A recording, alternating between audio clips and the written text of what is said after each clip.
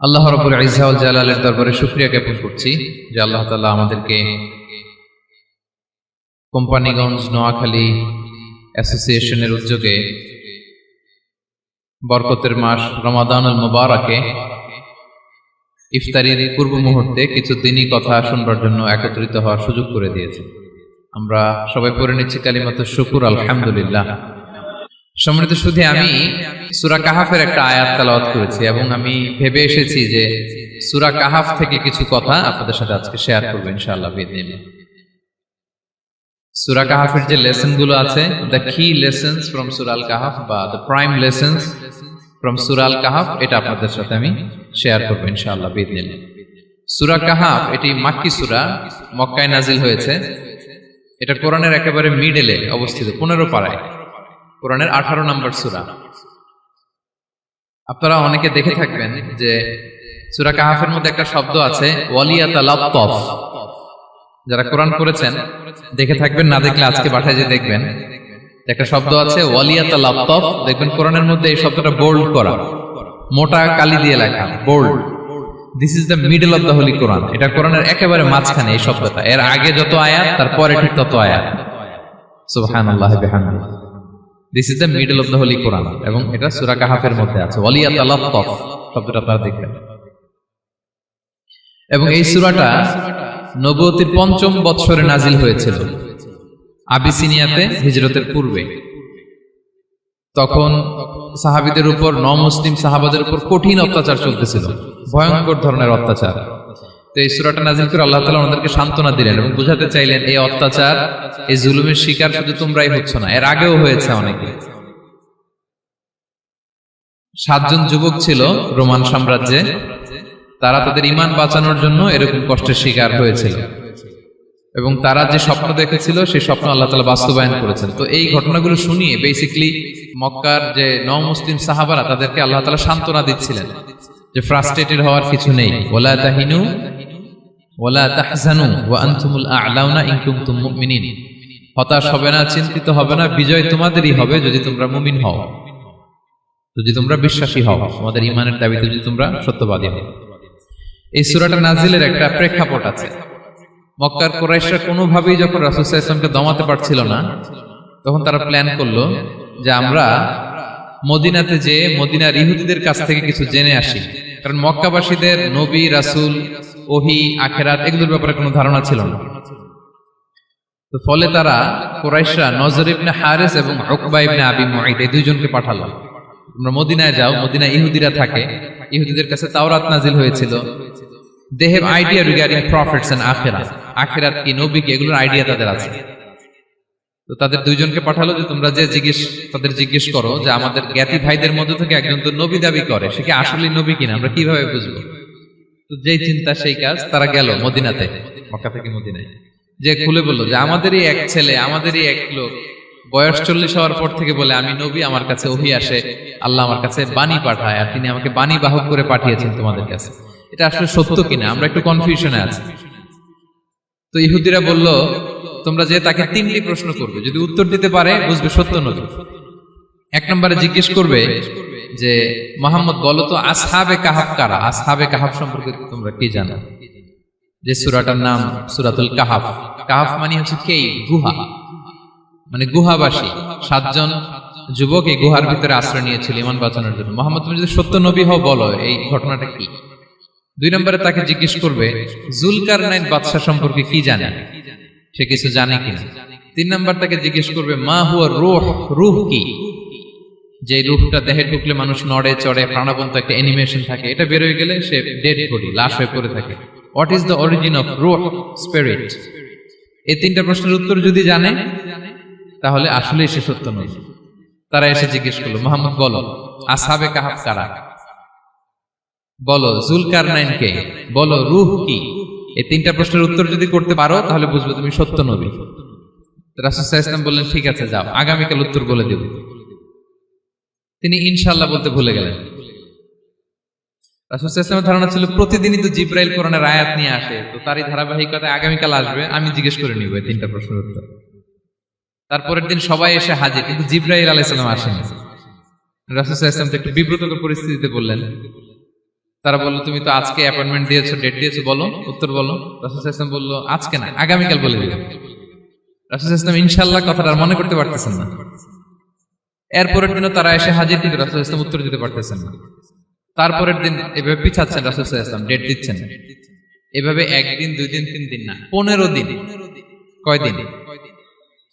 এদিকে তো এই প্রশ্নের উত্তর জানার জন্য এখন একজন দুজন আসে না, দলে বলে কাফিররা আসে। কারণ রাসূল সাল্লাল্লাহু আলাইহি ওয়াসাল্লামকে এখানে অপমান করা যাচ্ছে, ছোট করা যাচ্ছে, হেয় করা যাচ্ছে। তারা এসে হাসাহাসি করে। আবু বকর, ওমর রাদিয়াল্লাহু আনহুকে বলে, দেখো তোমরা না বলছো সত্য নবী, উনি সত্য নবী হলে তো প্রথম দিন উত্তর দিয়ে দিতে পারতো, পারে না কেন? এটা থেকে বোঝা যাচ্ছে তিনি আসলে মিথ্যাবাদী। 15 দিন রাসূল সাল্লাল্লাহু আলাইহি ওয়াসাল্লামের জন্য এত বিব্রতকর পরিস্থিতি আর ছিল না। 15 দিন পর আল্লাহ তাআলা আয়াত নাযিল করলেন, ওয়ালা তাকুলান্না বিশাইইন ইন্নী ফাইলুন যালিকা গাদা ইল্লা আইয়াশা আল্লাহ। অর্থাৎ হে নবী, ভবিষ্যতের কোনো কাজে যখন ওয়াদা দিবেন, কমিটমেন্ট করবেন, আপনি আইয়াশা আল্লাহ মানে ইনশাআল্লাহ বলা ছাড়া কখনো দিবেন না। রাসূল সাল্লাল্লাহু আলাইহি ওয়াসাল্লামকে শিক্ষা দেওয়ার মধ্য দিয়ে বেসিক্যালি আল্লাহ তাআলা গোটা মুসলিম উম্মাহকে শিক্ষা দিলেন, আমাদেরকে শিক্ষা দিলেন, যাতে আমরা ভবিষ্যতের কাজে আগে ইনশাআল্লাহ বলি। তো রাসূল সাল্লাল্লাহু আলাইহি ওয়াসাল্লাম লেসনটা পেলেন। এরপর আল্লাহ তাআলা উত্তর জানিয়ে দিলেন, আম হাসিবিতা আন্না আসহাবাল কাহফি ওয়ার রাকিমি কানু মিন আয়াতিনা আজাবা। টানা 2 পৃষ্ঠা উত্তর দিলেন আসহাবুল কাহফ কারা। তাওরাত, জাবুর, ইনজিলে কোথাও এত বিস্তারিত উত্তর নাই আসহাবে কাহফের ব্যাপারে। আল্লাহ তাআলা আল কাহফ, সূরাতুল কাহফ নামে গুহাবাসীদের নামে একটা সূরা দিলেন, বিস্তারিত 2 পৃষ্ঠায় বর্ণনা করলেন তারা কারা। কুরাইশরা তো তাআজ্জুব বনে গেল, ঘটনা কি, মুহাম্মদের উত্তর কিভাবে জানলো? সে তো কারো কাছে পড়ে নাই, লেখে নাই, এই দেশের বাইরেও কোথাও যায় নাই। দ্বিতীয় প্রশ্ন ছিল যুলকারনাইনকে আল্লাহ আয়াত নাযিল করলেন, ওয়াসআলুনাকা আন যিলকারনাইন কুল সাআতলু আলাইকুম মিনহু যিকরা। টানা আল্লাহ তাআলা প্রায় 1.5 পৃষ্ঠা, 1 পৃষ্ঠারও বেশি যুলকারনাইনের ঘটনা শোনালেন। আর রূহের কথা শোনালেন সূরা আল ইসরাতে, ওয়াসআলুনাকা আনির রূহ কুলির রূহু মিন আমরি রাব্বি ওয়া মা উতীতুম মিনাল ইলমি ইল্লা কালিলা। রূহ এটা আল্লাহর স্পেশাল একটা অর্ডার, আল্লাহর আদেশে এটা ঢুকে আল্লাহর আদেশে বের হয়। এটা কেউ ছুঁতে পারে না, ধরতে পারে না, দেখতে পারে না। এটা আল্লাহর পক্ষ থেকে একটা মিরাকেল। 3টা প্রশ্নের উত্তর যখন আল্লাহ তাআলা দিয়ে দিলেন, রাসূল সাল্লাল্লাহু আলাইহি ওয়াসাল্লাম তাদেরকে সাবলীল ভাষায় শুনিয়ে দিলেন। তারা অবাক হয়ে গেল। এইটা হচ্ছে সূরাতুল কাহফ নাজিল হওয়ার প্রেক্ষাপট। এরকম একটা সিচুয়েশনে নবুয়তির 5ম বছরে আল্লাহ তাআলা এই সূরাটা নাজিল করেছেন। এই সূরার কিছু ফজিলত আছে। রাসূল সাল্লাল্লাহু আলাইহি ওয়াসাল্লাম জুমার দিনে এই সূরাটা আমাদেরকে তেলাওয়াত করতে বলেছেন। আপনারা তেলাওয়াত করেন তো?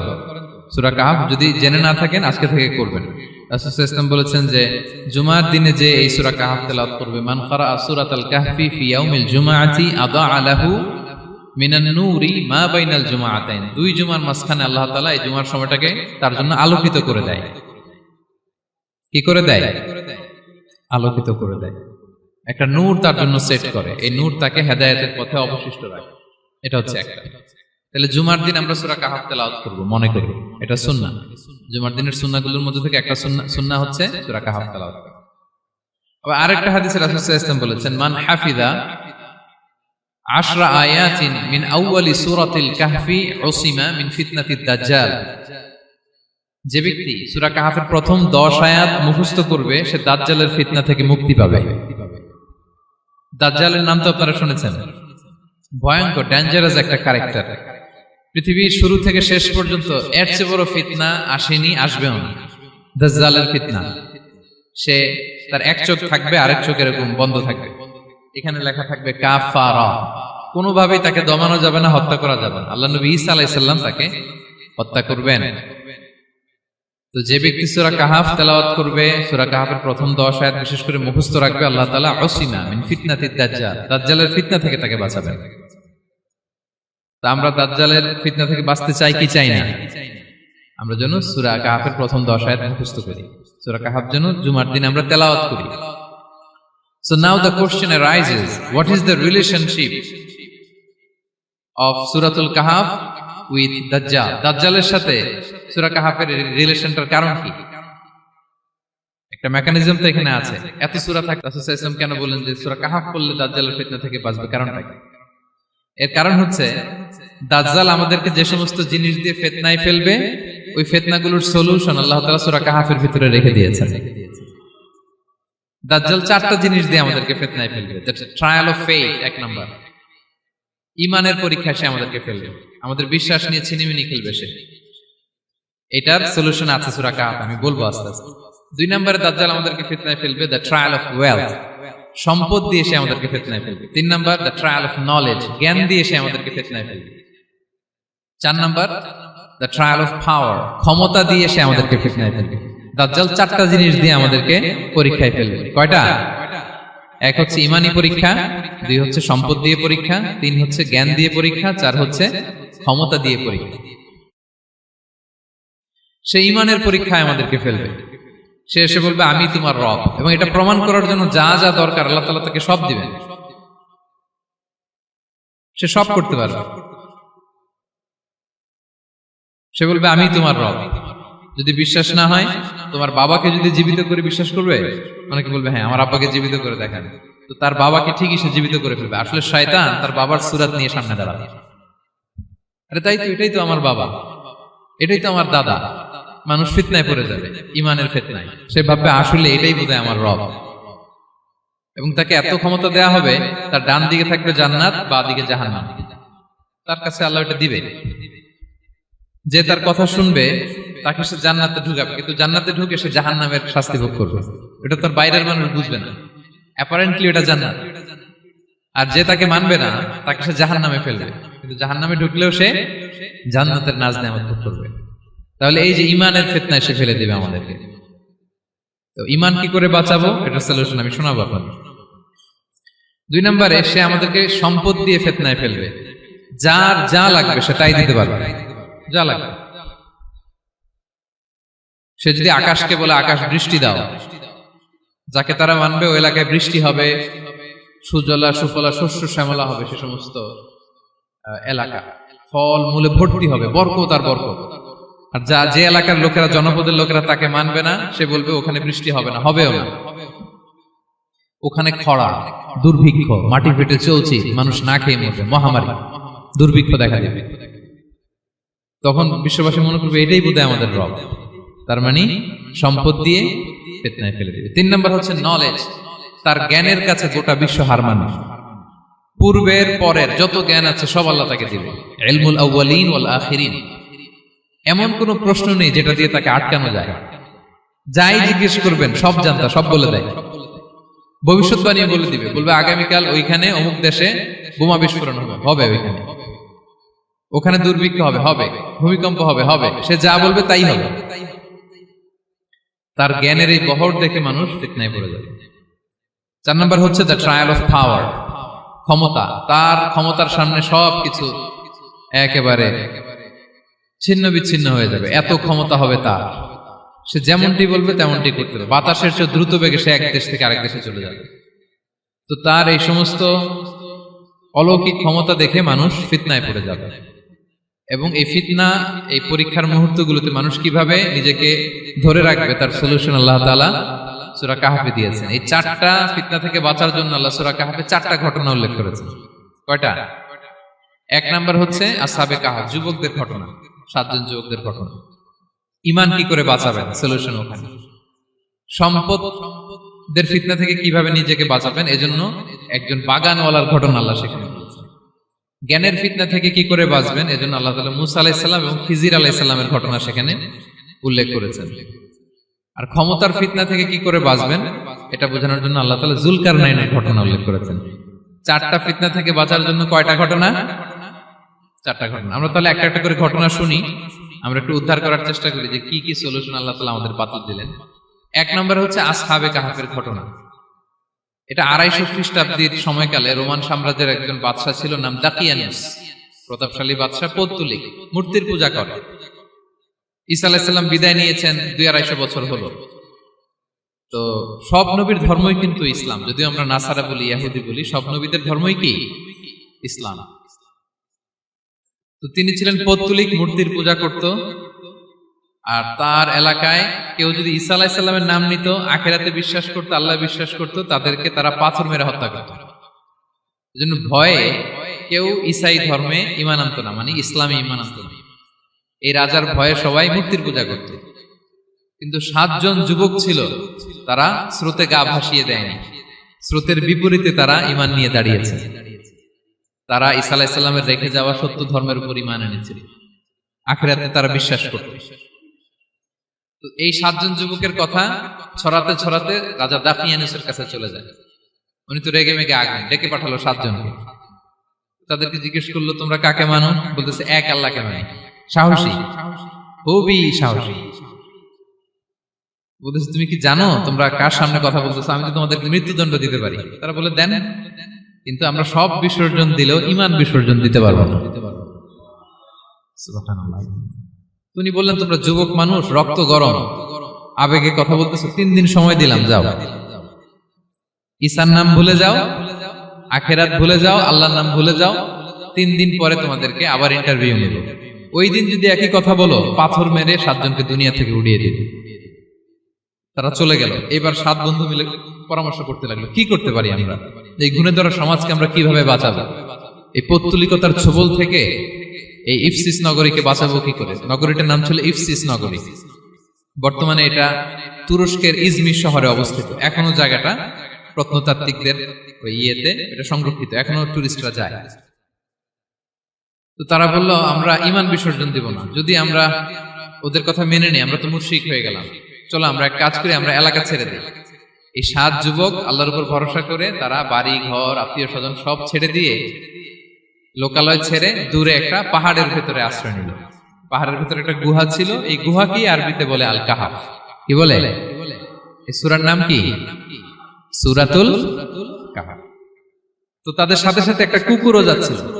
তারা বারবার তাড়িয়ে দেওয়ার চেষ্টা করতেছিল কুকুরটাকে, যাতে না যায়, কিন্তু কুকুর শুধু কান্না করে তার সাথে যাওয়ার জন্য ঘেউ ঘেউ করতেছিল। এই কুকুরটাকেও সাথে নিল। ভালো মানুষদের সাথে থাকলে কি হয় দেখেন, এই কুকুরের কথা, যেহেতু 7 জন ইমানদারের সাথে একটা কুকুর ছিল, এই কুকুরের কথা আল্লাহ সূরাতুল কাহাফে উল্লেখ করে দিয়েছেন। ওয়া কালবুহুম বাসিতুন যিরাআইহি বিল ওয়াসি। তো তারা ভিতরে গেল, যে প্রচন্ড ক্লান্ত, তারা ঘুমিয়ে পড়ল। কি করলো? এই এক ঘুমে আল্লাহ 309 বছর কাটায় দিলেন।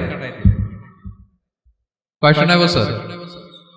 9 বছর ঘুম, সব ঘুম, প্রচন্ড ঘুম, ঘুম যেন আর কাটে না। 309 বছর পরে এরা জাগল। এখন খুব ক্ষুধা, ঘুমে আর মোর ভাঙতেছে। আর একজন জিজ্ঞেস করতেছে, কি লম্বা সময় ঘুম দিলাম কোথায় আমরা? একজন বলতেছে, হ্যাঁ মনে সারাদিনই ঘুমাইছি আমরা। আরেকজন বলতেছে, না না সারাদিন না, দিনের কিছু অংশ হয়তো ঘুমাইছি। আসলে কয় বছর ঘুমাইছে? 309 বছর। এদিকে সভ্যতার তো চেঞ্জ। এখানে ওই দাকিয়ানুস মরে, এর ছেলে মরে, এর নাতি মরে, পুতি মরে, এখন 6ষ্ঠ নম্বর রাজা আসছে। প্রজন্মের পর প্রজন্ম তো শেষ। 309 বছরে কমপক্ষে 4-5টা জেনারেশন চেঞ্জ হবে। তো জেনারেশন চেঞ্জ হয়ে, এলাকা চেঞ্জ হয়ে, তারা যে স্বপ্ন দেখেছিল এই ইফসিস নগরীতে কালিমার পতাকা উঠবে, তাদের স্বপ্ন আল্লাহ বাস্তবায়ন করেছেন। 309 বছরের ব্যবধানে এই এলাকার সবাই মুসলিম হয়ে গেছে। আল্লাহ চাইছিলেন ওদেরকে দেখাবে এটা, যে স্বপ্নটা যে বাস্তবায়ন হয়েছে এটা দেখাবে। ঘুম থেকে উঠছে, একজনকে তারা বললো যে লুকায় লুকায় চাদর মুড়ি দিয়ে কিছু রুটি নিয়ে আসো বাজার থেকে, যাতে তোমাকে না চিনে। চাদর মুড়ি দিয়ে যাও। কিছু পয়সা ছিল, মুদ্রা দিয়ে দিছে। তো সে যে যখন দোকানদারের কাছ থেকে রুটি নিয়েছে আর মুদ্রা দিছে, দোকানদার বলে, এই মুদ্রা কোথা থেকে আসলো? 309 বছর আগে মালয়েশিয়াতে রিঙ্গিট ছিল কিনা জানি না, যেভাবে ওরা ট্রানজাকশন করতে পারে, যেটা ছিল ওইটা যদি এখন কেউ দেয়, রাজধানী বিলাসে খাবার পাওয়া যাবে? হ্যাঁ। তো রুটিওয়ালা বলে, তুমি বর্তমান সময়ের মুদ্রা দাও, এটা দিচ্ছ কেন? বলতেছে, এটা তো বর্তমান সময়ের মুদ্রা। বলতেছে, এই যে মুদ্রার মধ্যে দেখো কোন সালের সিল দেওয়া, এটা তো শত শত বছর আগে। বলতেছে, কি বলে শত বছর আগে? আমি তো আজকে সকালেই বাজার করলাম, ওই বাজার করে যে টাকাগুলো ছিল ওইটাই তো পকেটে। বলতেছে, বলে কি? নিশ্চয়ই তুমি গুপ্তধনের সন্ধান পেয়েছো, হিডেন ট্রেজার।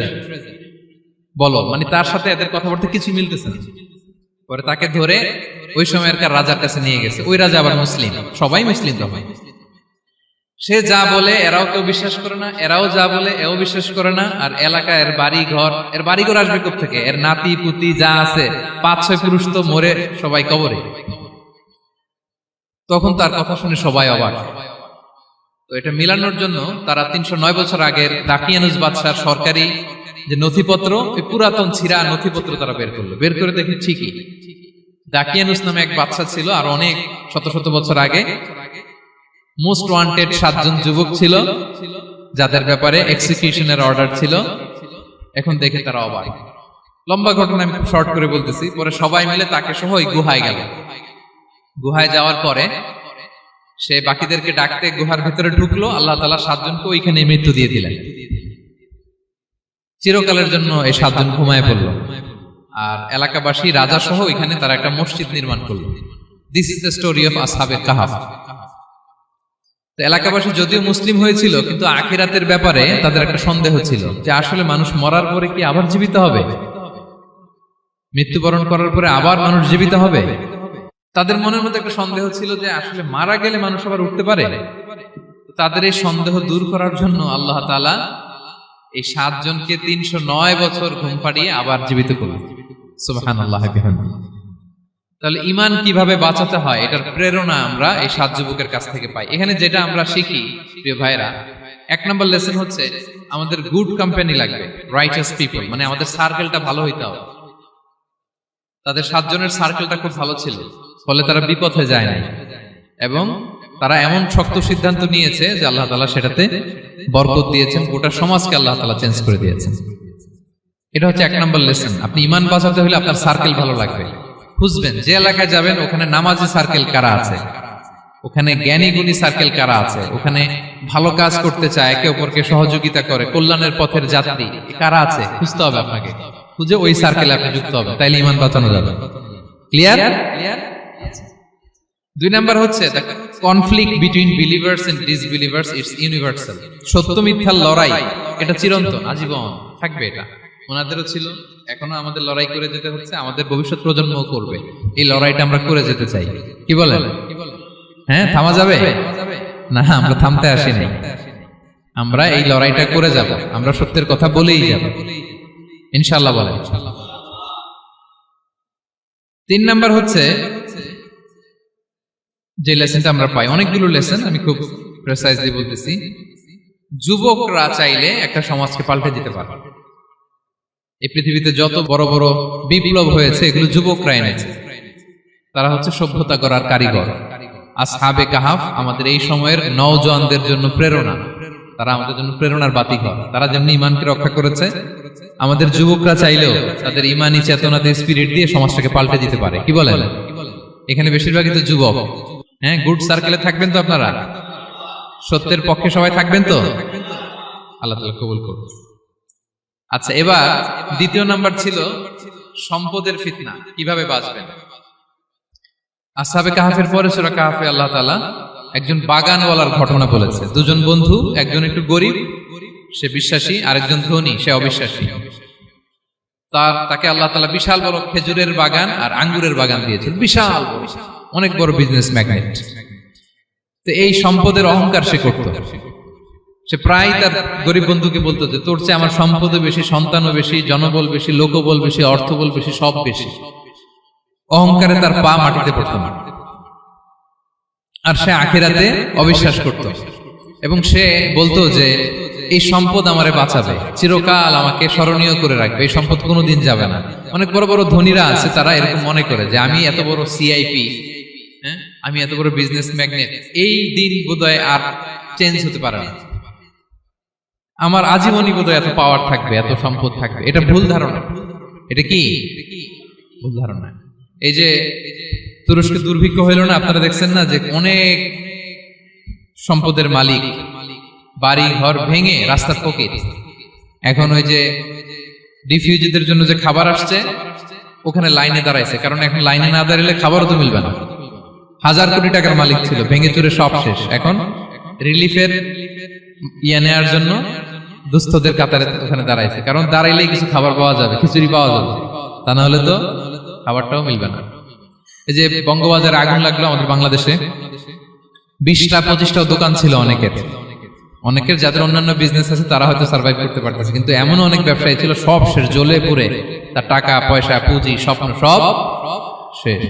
তো ধনীকে গরিব বানাতে আল্লাহর 1 সেকেন্ডও লাগে না। ওই বিশাল প্রাসাদ থেকে টেনে ভাঙ্গা থালা হাতে দিয়ে রাস্তায় নামাইতে আল্লাহর কয় সেকেন্ড লাগে বলেন তো? 1 সেকেন্ডও লাগে না।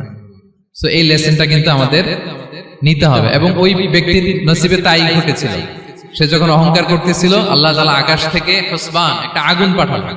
ওই আগুন এসে তার আঙ্গুরের বাগান, তার খেজুরের বাগান, বিশাল মাইলকে মাইল এই বাগান জ্বালিয়ে পুরো মুহূর্তের মধ্যে সারখার করে, এবং মুহূর্তের মধ্যে সে পথের ভিখারি, ফকির। এই ঘটনাটা এনে আল্লাহ তাআলা সম্পদশালীদেরকে রিমাইন্ডার দিলেন যে এই সম্পদের ফিতনায় তোমরা পড়ে যেও না। আমরা সম্পদশালী হলে বাস্তবতা অনেক সময় ভুলে যাই। সূরাতুল হুমাজাতে আল্লাহ তাআলা বলেন, ইয়াহসাবু আন্না মালাহু আখলাদা। সম্পদশালীরা মনে করে এই সম্পদ আমাকে চিরকাল বাঁচিয়ে রাখবে, চিরকাল বোধহয় এই সম্পদ আমার হাতে থাকবে। না, এটা হাতের ময়লা, আজ আছে কাল নাই, যে কোনো সময় চলে যেতে পারে। এটা হচ্ছে ম্যাটেরিয়ালিস্টিক আউটলুক, বস্তুবাদী চিন্তা থেকে এই আমাদের ধনী ভাইদের এই সমস্যাটা হয়, ভোগবাদী চিন্তার প্রভাব আর কি। সম্পদ যখন হাতে থাকে ধরাকে সরাজ্ঞান করে, মনে করে যে সবই আমার কন্ট্রোলে। না, আপনারে ওই গরিবের কাতারে আনতে, ওই রিলিফের সম্পদ নেয়ার জন্য ওই লাইনে দাঁড় করাইতে আল্লাহর 1 সেকেন্ডও লাগে না, এটা খেয়াল রাখতে হবে। আমরা যখন প্রাইভেট কারে চড়ি মাঝে মাঝে অনেকে এসে হাত পাতে, এদেরকে ছোট করা যাবে না। গল্পটা আল্লাহ ভিন্ন করতে আল্লাহর 1 সেকেন্ডও লাগে না। ওইদিকে আমি দাঁড়ায় হাত পাততাম আর উনি প্রাইভেট কারে বসে থাকতো। আল্লাহ চাইলে এরকম করতে পারতেন না? পারতেন। তো এখান থেকে আমাদের জন্য শিক্ষা হচ্ছে সম্পদ এটা ক্ষণস্থায়ী, আজ আছে কাল নাই, এটা ক্ষণস্থায়ী, এটাকে এভারলাস্টিং মনে করা যাবে না। এভারলাস্টিং হচ্ছে আখিরাত। ওয়ালাল আখিরাতু খায়রুল লাকা মিনাল উলা। আখিরাত তোমার জন্য দুনিয়ার চেয়ে শ্রেষ্ঠ। এবং আল্লাহ তাআলা দৃষ্টান্ত একটা দিয়েছেন যে দুনিয়ার জীবনটা হচ্ছে কামা, ওই পানির মতো যেটা আনজালনাহু মিনাস সামা, আকাশ থেকে নাজিল করেছি। ওই পানি ক্ষেতের মধ্যে পড়ে ফসল, ফুল ফসল হয়েছে। এরপরে যখন ফসল কাটা হয় ওই ক্ষেত খামার এগুলো তৃণলতা হয়ে যায়, ভুসির মতো হয়ে যায়। তখন বাতাসের ঝাপটায় একবার এদিকে যায় একবার ওদিকে যায়। অনেক লম্বা উপমা, আমি সংক্ষেপে বললাম। তো শেষ আউটপুটটা হচ্ছে এটা, সম্পদ এটা মুহূর্তেই চলে যেতে পারে। সম্পদ উপার্জন জায়েজ আছে, মুসলিমরা সম্পদ উপার্জন করতে পারবে, কোনো অসুবিধা নাই। আপনি যদি ধনী হন এটা ভালো, ফলে আপনি যাকাত দিতে পারবেন, অসহায় দুস্থদের সহায়তা করতে পারবেন, কন্ট্রিবিউট করতে পারবেন। আপনি সম্পদ হাতের মুঠোয় নেবেন, কন্ট্রোল করবেন, কিন্তু এই দিকে স্থান দিবেন না। দ্যাটস ইট, তাহলেই হবে। আমরা সম্পদ কি করতে পারবো? উপার্জন করতে পারবো, কিন্তু হৃদয়ে স্থান দিতে পারবো না। হৃদয়ে স্থান থাকবে আখিরাতের। এই মাইন্ডসেট যদি আপনি গড়ে তোলেন তাহলে সম্পদের ফিতনা আপনি কখনো পড়বেন না। এই পয়েন্টটা কি ক্লিয়ার সবার?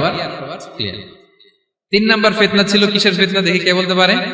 প্রথমটা হচ্ছে বিশ্বাস বা ঈমানের ফিতনা, 2 নাম্বার হচ্ছে সম্পদের ফিতনা, 3 নাম্বার জ্ঞানের ফিতনা। জ্ঞানেরও কিন্তু ইলমেরও একটা গরম আছে, যার ইলম আছে তার মধ্যে এই সমস্যাটা কাজ করে। সেটার জন্য আল্লাহ তাআলা মুসা আলাইহিস সালাম, খিজির আলাইহিস সালামের ঘটনা বলেন। আমি খুব সংক্ষেপে বলবো, সময় কম।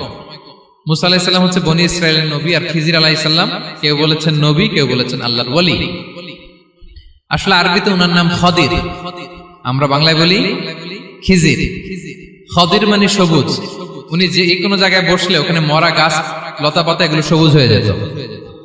অনুর্বর এলাকার উপর দিয়ে হেঁটে গেলে ওটা উর্বর হয়ে যেত। তো মুসা আলাইহিস সালাম একবার ওয়াজ করতেছেন এইভাবে বনি ইসরাইলের সামনে, খুতবা দিচ্ছেন।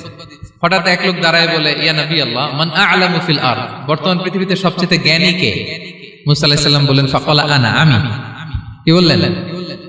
উনি আসলে ভুল কিছু বলেন নাই, কারণ প্রত্যেক জামানার নবীকেই আল্লাহ তাআলা সবচেয়ে বেশি জ্ঞান দিয়ে পাঠান, কারণ তার কাছে ওহীর জ্ঞান আসে, অদৃশ্যের খবর আসে, ইলমুল গায়ব আসে। কিন্তু এই উত্তরটা আল্লাহ তাআলার পছন্দ হয় না। আল্লাহ তাআলা চাচ্ছিলেন মুসা যদি বলতো আল্লাহ তাআলাই জানে কে জ্ঞানী বা আল্লাহই সবচেয়ে জ্ঞানী, এরকম হলে ভালো হতো। কিন্তু মুসা আলাইহিস সালাম কি বলছে? আমি। এখন প্রশ্ন করলো সবচেয়ে বড় জ্ঞানী কে? উনি কি বললেন? আমি। এই যে আমি এটাতে ঝামেলা আছে। আমি বড়, আমি জানি, আমি সব, দিস ইজ প্রবলেমেটিক। আল্লাহ এটা পছন্দ করলেন না। আল্লাহ তাআলা মুসা আলাইহিস সালামকে বললেন, মুসা তুমি যে বলছো তুমি জ্ঞানী, না তুমি জ্ঞানী না, তোমার চেয়ে বড় জ্ঞানী আছে। মুসা আলাইহিস সালাম বলে, তাই নাকি? আমার চেয়ে বড় জ্ঞানী কে?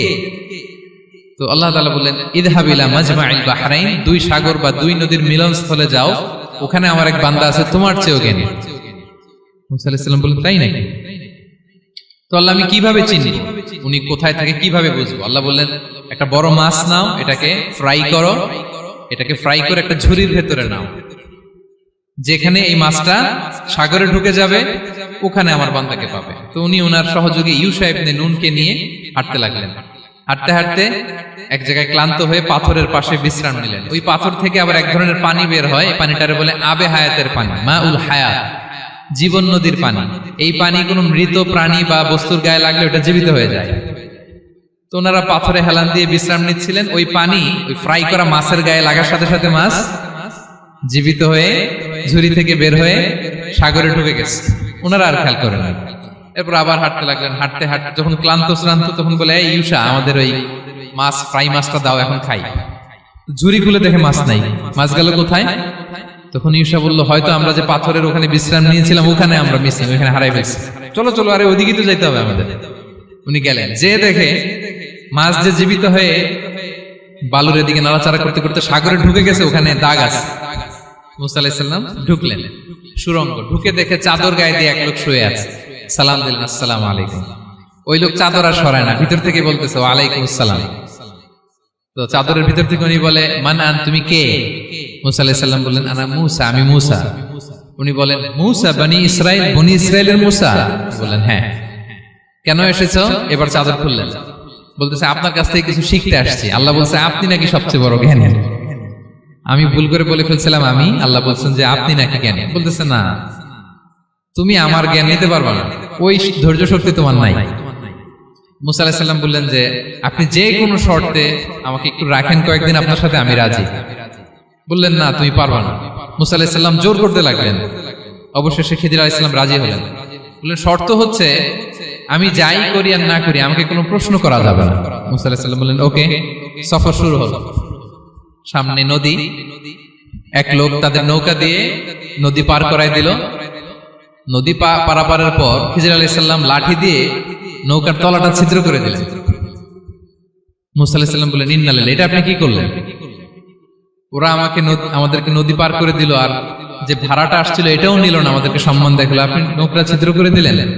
খিজির আলাইহিস সালাম বলছে, এই যে আমি বলছিলাম না তুমি ধৈর্য ধারণ করতে পারবে না, যাও তোমার রাস্তায় তুমি, আমার রাস্তায় আমি। মুসা আলাইহিস সালাম আবার ক্ষমা চাচ্ছেন যে আপনি আমার ক্ষমা করেন, আমি তো ভুলে গেছি, আর প্রশ্ন করবেন না।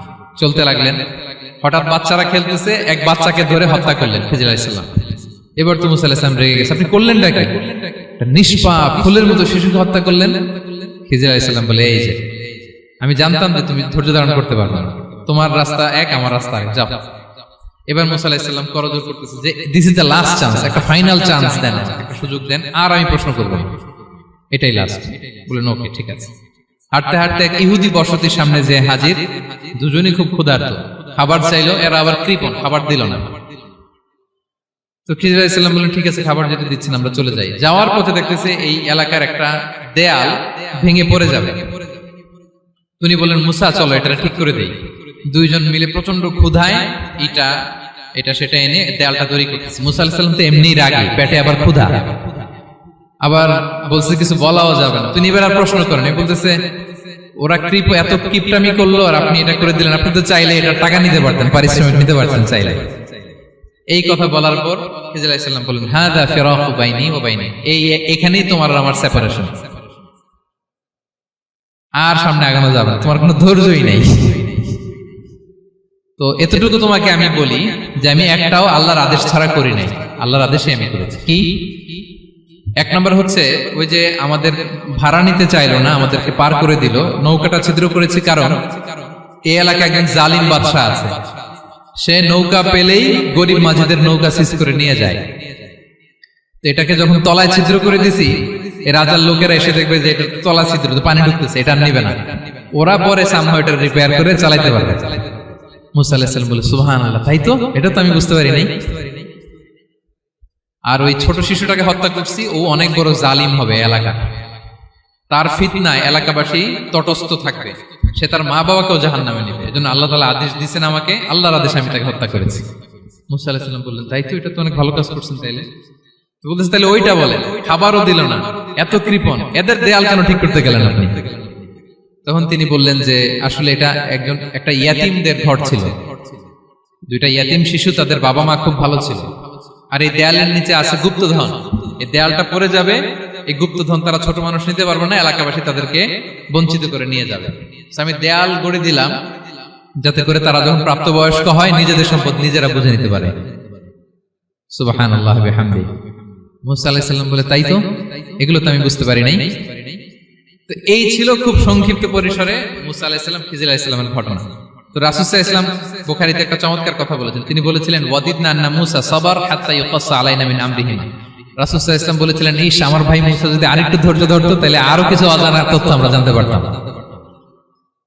এখান থেকে, এই ঘটনা থেকে আমরা কি শিখলাম? প্রথম যেটা আমরা শিখলাম, জ্ঞান নিয়ে বড়াই করতে নেই, ঠিক কিনা?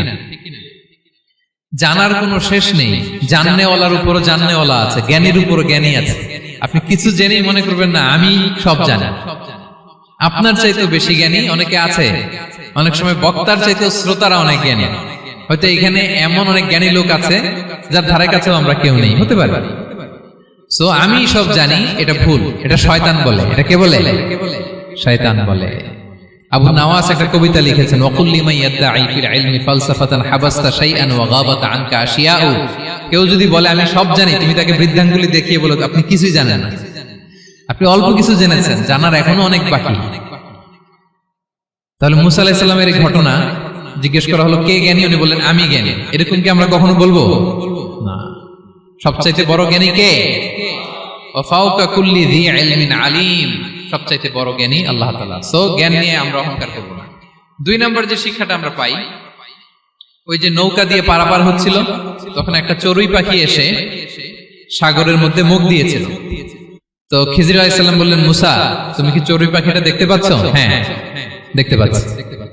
চড়ুই পাখিটা যে সাগরে মুখ দিলে দেখতে পাচ্ছ? হ্যাঁ, দেখতে পাচ্ছি। তখন খিজির আলাইহিস সালাম বললেন, চড়ুই পাখিটা সাগরে মুখ দিয়ে পানি খাওয়ার পরে চড়ুই পাখির ঠোঁটে বা চঞ্চুতে যতটুকু পানি লেগে আছে, এই পানিটা হচ্ছে তোমার, আমার এবং মহাবিশ্বের আমাদের সকলের জ্ঞান। আর এই মহাসাগরের সকল পানি হচ্ছে আল্লাহ তাআলার জ্ঞান। আল্লাহ তাআলা বলেছেন, ওমা উতিতু মিনাল ইলমি ইল্লা কালিলা। আমি তোমাদেরকে একেবারে অল্প জ্ঞান দিয়েছি, একেবারে অল্প। এই রহস্যে ঘেরা এই মহাবিশ্বের অনেক কিছুই আমাদের অজানা। প্রিয় ভাইরা, আমরা অনেক কিছু জানি না, আমাদের এই লিমিটেড নলেজে এগুলো ধরে না, তারপর আমরা জ্ঞানের বড়াই করি। আপনারা উপমাটা বুঝতে পারছেন? একটা নৌকা থেকে চড়ুই পাখি ঠোঁট দিয়ে পানি খাচ্ছে, পানি খাওয়ার পরে স্বভাবতই চড়ুই পাখির ঠোঁটে একটু পানি তো লাগবে। খিজির বললেন যে এই পানিটা হচ্ছে তোমার, আমার, পৃথিবীর সবার জ্ঞান, আর এই সাগরের বাকি পানিগুলো কার জ্ঞান? এবার বুঝতে পারছেন আল্লাহ তাআলার জ্ঞানের পরিধি। আমরা জ্ঞান নিয়ে যেন কখনো কি না করি, বড়াই না করি। জ্ঞান 2 ধরনের, একটা বাহ্যিক জ্ঞান, একটা অন্তর্নিহিত জ্ঞান। External knowledge, internal knowledge. আমরা যখন কোরআন হাদিস পড়ি আমাদের বাহ্যিক জ্ঞান অর্জন হয়। কোরআন হাদিস পড়লেই আপনি জ্ঞানী হয়ে যান। এটা কোরআন হাদিস পড়তে হয়, এটা ডাইজেস্ট করতে হয়, এটার উপর আমল করতে হয়। এই জ্ঞান অর্জন শেষে এরপরে আল্লাহর প্রিয় বান্দাদেরকে আল্লাহ অন্তরে ইলমের নূর দেন, ইলহাম দেন। That is the knowledge, that is the pure knowledge.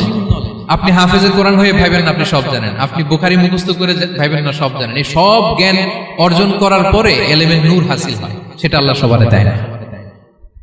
So এই অন্তর্নিহিত জ্ঞান, দূরদৃষ্টি, farsightedness, that is the pure knowledge. এটার জন্য বছরের পর বছর, যুগের পর যুগ সাধনা করতে হয়।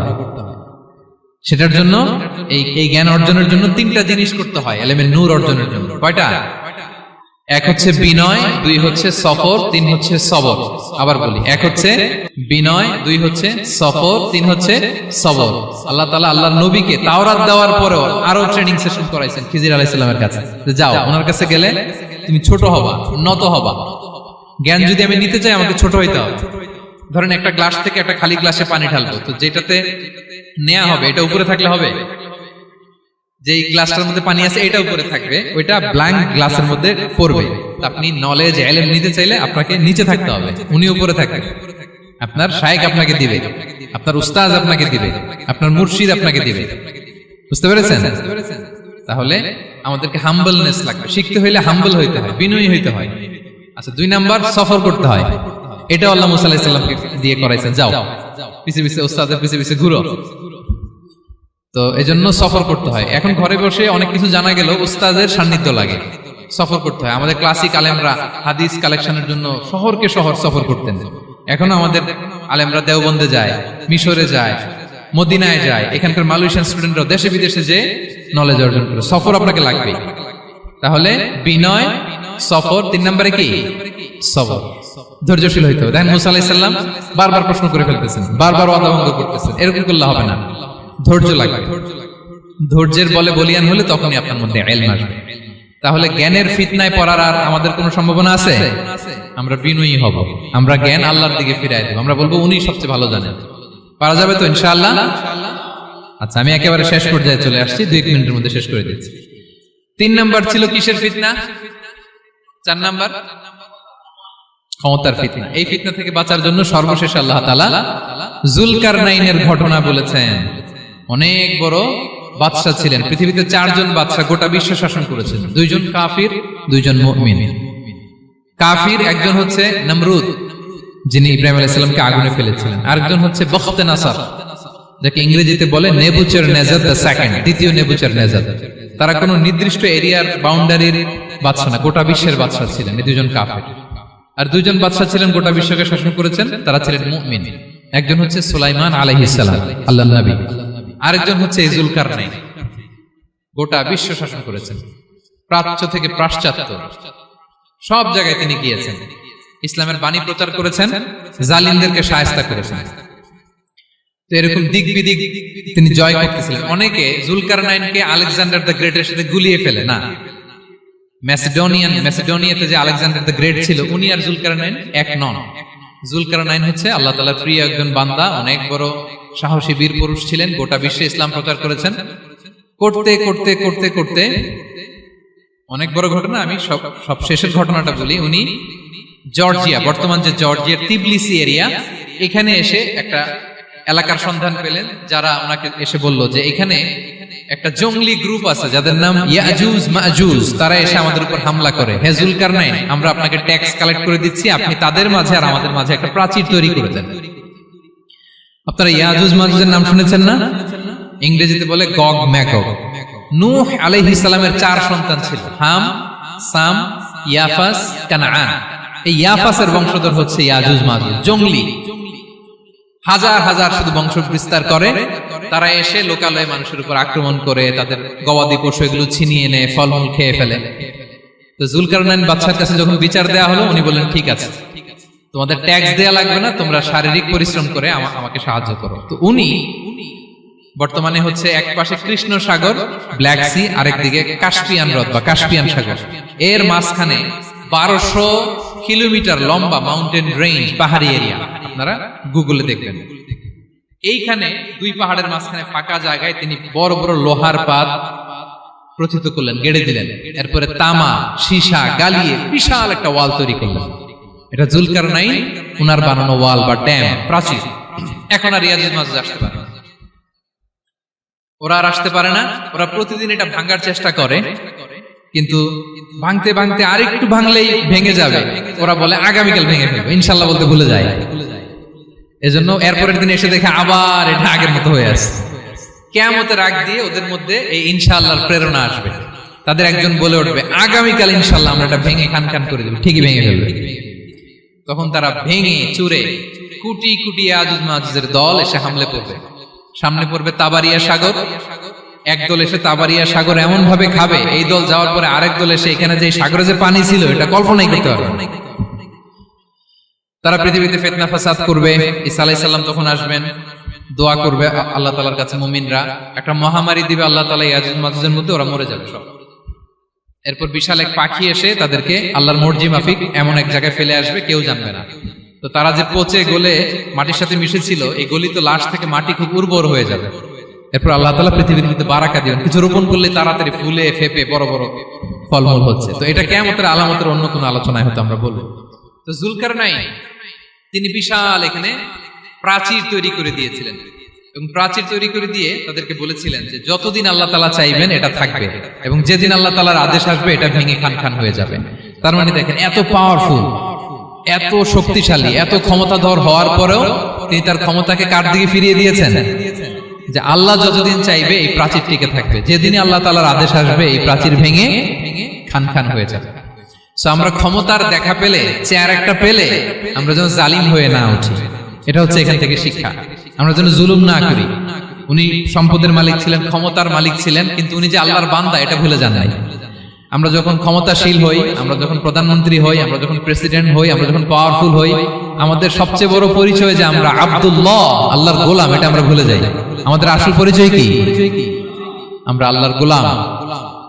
আমরা যে আল্লাহর গোলাম, এই চিন্তাটা, এই সেন্সটা যদি আমাদের মাথায় থাকে, তাহলে ক্ষমতা আমাদেরকে দাম্ভিক বানাতে পারে না, আর ওই ক্ষমতা আমাদেরকে ফিতনায়ও ফেলবে না। তাহলে সম্মানিত সুধী, দাজ্জাল কয়টা জিনিস দিয়ে আমাদেরকে ফিতনায় ফেলবে? চারটা। দ্য ট্রায়াল অফ ফেইথ, ইমানের পরীক্ষা; দ্য ট্রায়াল অফ ওয়েলথ, সম্পদ দিয়ে পরীক্ষা; দ্য ট্রায়াল অফ নলেজ, জ্ঞানের পরীক্ষা; দ্য ট্রায়াল অফ পাওয়ার, ক্ষমতার পরীক্ষা। আর ইমানের পরীক্ষায় উত্তরণের জন্য আল্লাহ তাআলা আমাদেরকে এই সূরায় আসহাবে কাহফের ঘটনা শুনিয়েছেন, যে 7 জন যুবক তারা তাদের ইমানকে হেফাজত করেছিল। সম্পদের ফিতনা থেকে বাঁচানোর জন্য আল্লাহ তাআলা আমাদেরকে এক বাগানওয়ালার কাহিনী জানিয়েছেন, যে সম্পদ পেয়ে তোমরা দাম্ভিক হয়ে যাও না, এটা আজ আছে কাল থাকবে না। জ্ঞানের পরীক্ষা থেকে আমাদের মুক্তির জন্য আল্লাহ তাআলা অনেক বড় করে আল্লাহ নবী মুসা আলাইহিস সালাম এবং খিজির আলাইহিস সালামের ঘটনা শুনিয়েছেন, আমাদের বুঝিয়েছেন যে আমাদেরকে বিনয়ী হতে হবে, জ্ঞানের জন্য সফর করতে হবে এবং সবর করতে হবে। সবশেষে আল্লাহ তাআলা ক্ষমতার ফিতনা থেকে বাঁচানোর জন্য ক্ষমতাধর, আমরা তো একটা দেশের মালিক হই এখন, অমুক দেশের প্রেসিডেন্ট, অমুক দেশের প্রধানমন্ত্রী, উনি গোটা বিশ্বের প্রতাপশালী রাজা ছিলেন জুলকারনাইন, তারপরেও উনি যে আব্দুল্লাহ, উনি যে আল্লাহর গোলাম, এটা তিনি ভুলে যাননি। তাহলে এইভাবে যদি আমরা এই ফিতনাগুলো থেকে বাঁচার চেষ্টা করি, তাহলে এই ফিতনা থেকে আমরা বেঁচে থাকতে পারবো, এবং দাজ্জাল যদি এই মুহূর্তেও আসে, সে আমাদেরকে বিভ্রান্ত করতে পারবে না। পারবে? পারবে না ইনশাআল্লাহ। ইনশাআল্লাহ বলেন। আর ভবিষ্যতের সব কাজের আগে আমরা সবসময় কি বলবো? মনে থাকবে সবার? আল্লাহ তাআলা আমাদের সবাইকে কথাগুলো বোঝার ও আমল করার তৌফিক দান করুন। হাযা মা ইনদি ওয়াল ইলমু ইনদাল্লাহ আলাইহি তাওয়াক্কালতু ওয়া ইলাইহি উনীব। ওয়াসসালামু আলাইকুম ওয়া রাহমাতুল্লাহি তাআলা ওয়া বারাকাতুহু। নিয়মিত ইউটিউব ভিডিও দেখতে সাবস্ক্রাইব করুন। নতুন নতুন ভিডিও পেতে ঘন্টা বাটনটি চাপুন।